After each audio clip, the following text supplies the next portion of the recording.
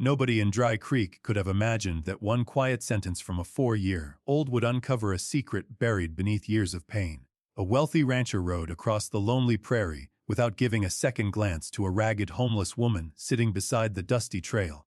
She looked exhausted, hungry, and forgotten by the world. But then his little son tugged at his sleeve, stared at the woman with trembling eyes, and whispered, "Dad, that's my mom." The rancher froze. His heart pounded.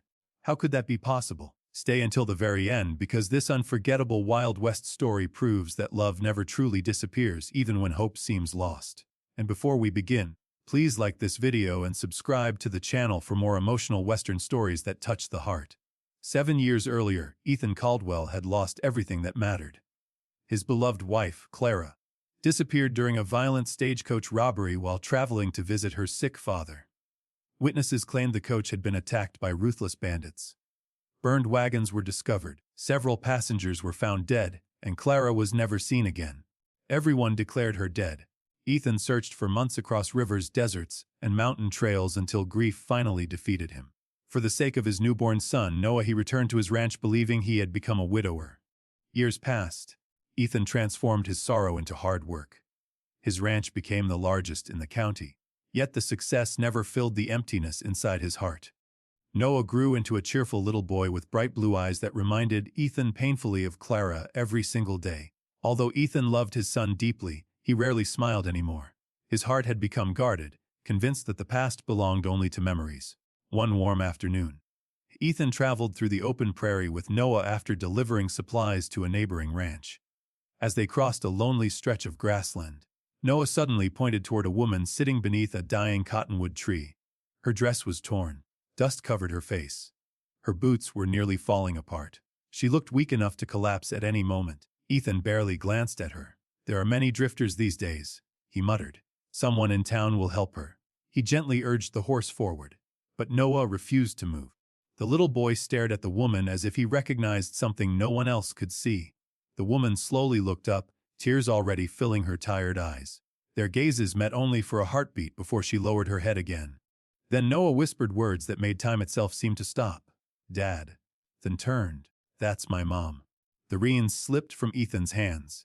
His entire body froze. The impossible words echoed louder than thunder across the silent prairie. He looked from Noah to the woman again. She slowly raised trembling fingers toward the small silver necklace hanging beneath her torn collar. Ethan recognized it instantly. It was the necklace he had given Clara on the day they married. His heartbeat nearly stopped. Could the woman everyone believed dead still be alive? Or was grief playing one cruel trick on his broken heart? Ethan slowly walked toward the homeless woman, unable to believe what he was seeing. Tears streamed down her dusty face before she whispered his name. Within, his knees nearly gave way. "Clara," she nodded weakly. 7 years earlier, the bandits had kidnapped the surviving women after attacking the stagecoach. Clara escaped months later, but had been injured, robbed, and left with no memory of where she belonged. She wandered from settlement to settlement, working wherever she could simply to survive. Only recently had fragments of her memory returned, leading her back toward the valley where she hoped Ethan and Noah might still live. She never intended to beg. She only wanted one chance to see her son from a distance. Noah ran into her arms before anyone could stop him. For the first time in years, Clara held her child against her heart, crying tears that seemed impossible to end. Ethan stood silently, overwhelmed by guilt. He had walked past the woman he loved without recognizing her beneath years of suffering. Taking off his ranch coat, he gently placed it over Clara's shoulders.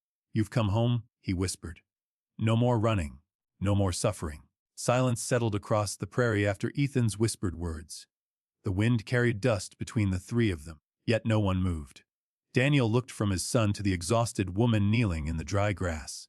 His heart pounded harder than it ever had during a cattle stampede. For years he had believed Emily had abandoned them.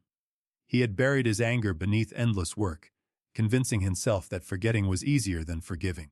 But the woman before him did not look like someone who had chosen an easy life. Her dress was torn. Her hands were scarred from years of labor. Her face carried the weight of countless sleepless nights, yet when she looked at little Ethan, there was only love. Emily slowly lowered her eyes. "I never wanted to leave," she whispered, her trembling voice almost lost in the breeze. "After the fire destroyed our cabin, I was injured. Some travelers found me unconscious and carried me hundreds of miles away. When I finally recovered, I came back. But everyone told me you had sold the ranch and moved. I searched until I had nothing left. I worked wherever I could, but every dollar went toward finding my little boy. I never stopped looking. Daniel felt every word strike his heart. He remembered the rumors after the fire, the strangers claiming no one could have survived. He had believed them because grief had stolen his hope. He had spent years blaming Emily for a choice she had never made. Tears filled his eyes. He stepped closer until he stood before her. Emily, I was wrong. She looked up surprised. I judged you without knowing the truth. Instead of searching longer, I listened to gossip. Instead of believing in you, I buried my faith. I'm sorry. Emily tried to answer, but emotion stole her voice. Little Ethan smiled through his own tears. He reached for both of their hands and gently pushed them together. Families hold hands, he said with innocent certainty. Daniel looked down at his son, then at Emily. The years of anger melted away in that single moment. Carefully, he wrapped his rough rancher's hand around hers. She squeezed it, still unsure if this was real. I don't want to lose you again, Daniel said quietly. Emily's tears finally overflowed. Neither do I. Daniel helped her to her feet. She was weak from hunger, and he noticed how unsteady she had become. Without another word, he removed his heavy ranch coat and placed it gently around her shoulders. You'll never sleep outside again. She stared at him in disbelief. My home has been missing something for years, he continued. Now I finally know what it was. Together they climbed into the ranch wagon. Ethan insisted on sitting between them, proudly holding both of their hands the entire ride home. The long prairie road that had once separated them now carried them toward a future none of them had expected. When they reached the ranch, the workers paused their chores. They had never seen Daniel smile this way. Word spread quickly across the property that the mysterious homeless woman was not a stranger at all. She was the mother who had been lost for years. No one laughed. No one whispered. Instead, hats were removed in quiet respect.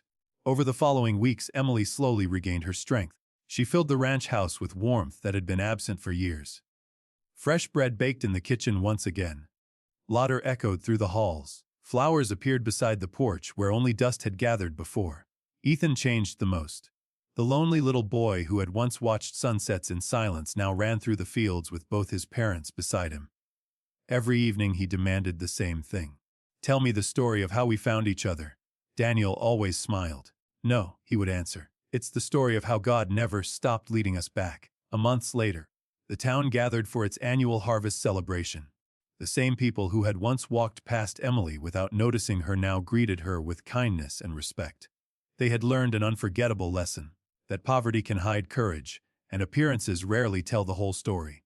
Standing together beneath the golden evening sky, Daniel slipped a simple wedding band back onto Emily's finger, replacing the one that had been lost years before. This time, he whispered, nothing will separate us. Emily smiled through happy tears. It already couldn't. As the sun disappeared behind the western hills, Ethan stood between them holding both of their hands once again. 3 shadows stretched across the prairie, not of strangers, but of a family finally made whole. Sometimes the greatest miracle isn't finding someone who was lost. It's discovering they never stopped trying to find their way back to you. If this story touched your heart, don't forget to like this video, subscribe to the channel, and share it with someone who still believes in forgiveness, hope, and second chances. Until the next story, may kindness always lead you home.